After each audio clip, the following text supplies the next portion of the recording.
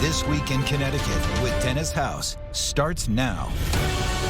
Welcome to This Week in Connecticut. Greetings, everyone. I'm Dennis House. Straight ahead today, there is a new boss at the state police. We'll meet Colonel Daniel Loughman, what he plans to do to make our state safer.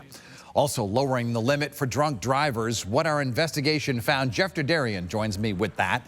Plus, we take you to the town of Cromwell to meet its new mayor, James Dimitriadis. And a big day for UConn as the victory celebration takes us to Wall Street. Sports director John Pearson is here to talk about the chances of a three-peat. But first up, the lead. A few weeks ago, we brought you the new Commissioner of Public Safety and Emergency Management, Ronald Higgins. Today, we bring you the man Commissioner Higgins has now put in charge of the state police.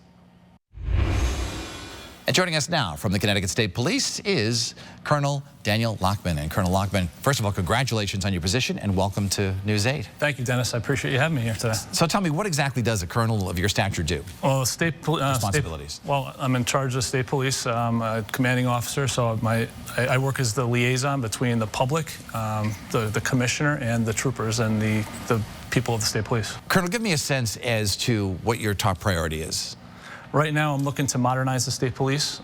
We are looking to bring new technologies into the policing so that we can work to make the public safe. In which ways is it antiquated? Right, so there are a few things that we're trying to upgrade within the systems. We're working to build up our intelligence operations unit, which is going to require a lot of new technology, and we're working to build that unit up as we speak. Most of our viewers will associate state police with highways and driving, so we'll start with this topic, right. And that is some of the drivers out there are really driving recklessly lately. Just this week, right. We had another person going 120 miles an hour. How do you stop that? Right, so right now we're in the middle of a fatal accident reduction initiative. We started it a few months ago. We identified the need to try to curb some of the aggressive driving that's going on out there. A lot of people will recognize that the state police are out there in full force right now. So we're working to increase our visibility and enforcement of the distracted driving that's going on out there and the aggressive driving. Yeah, why do you think it is? Why are more people driving aggressively? Well, I can't tell you why they're doing it. There's probably a few factors, but what I can tell you is that the state police are out there and we're looking to try to curb that, and we can't do that alone, right? So we're looking for buy-in from the public. We need people to alert us to dangerous situations. If you see someone in the public sees someone driving aggressively or they identify some dangerous driving behaviors, call 911. We also look for buy-in from the public. We need everyone to obey the laws, right? So that's where it all starts.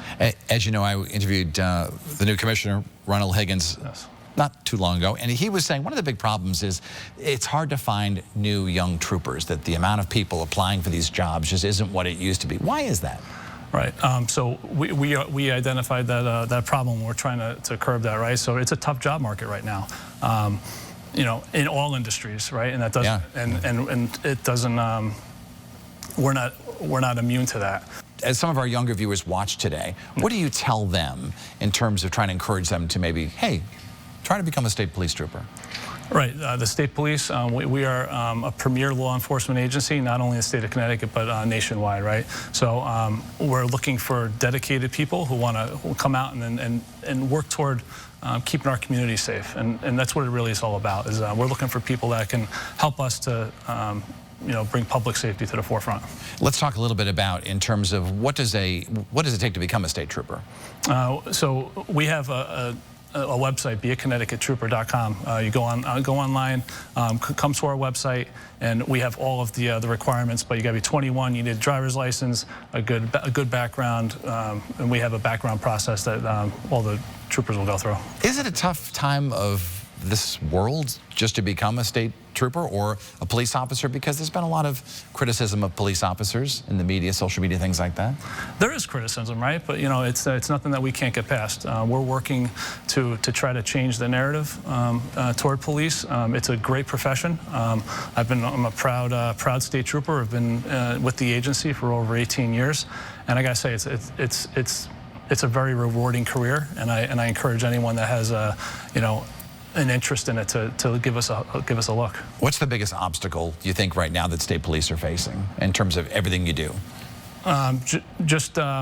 right now, we're working to try to build the morale of the troops, right? We've taken some hits in the press and in the media, but that's all right. We're working to change that narrative right now. As you can see, we've got a lot of good stories out there with troopers who are saving people's lives. I'm sure that you saw the incident involving Ashley Harkins saving someone on I-95. That was amazing. Yes, yep. And we had a trooper last night potentially saved the life, stopped the wrong way driver from getting on the highway.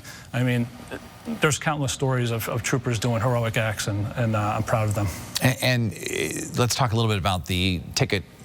I don't want to call it a scandal because the commissioner does not call it a scandal, but the ticket story that was developing where there was allegations that some of the tickets were, I guess, falsified. How do you get beyond that? Well, I'm glad you brought up the data discrepancy issue. So let me be clear, there were no infractions that were issued to anyone. Okay. There were no fake tickets issued, right? No, we appreciate the clarification because yep. a lot of people are asking about it. Right, yeah, and I recognize that, and it's a data discrepancy issue. And so State Police, we recognize that we had some shortcomings, right? And we've made some system upgrades to our computer systems and our policies and procedures, and we audit for these type of things so that we can identify any problems before they become an issue. I want to talk a little bit about the Doulos case, which was in the news, and I asked the commissioner about this at length because we've really learned a lot about what other state troopers do because they're not all on the highway. Right. There are a vast majority of them are inside and they're working on cases and crimes and things like that. How does that work? Right, so the State Police, we have probably the best major crimes detectives in the state, if not the country. They're well trained, they're professionals, and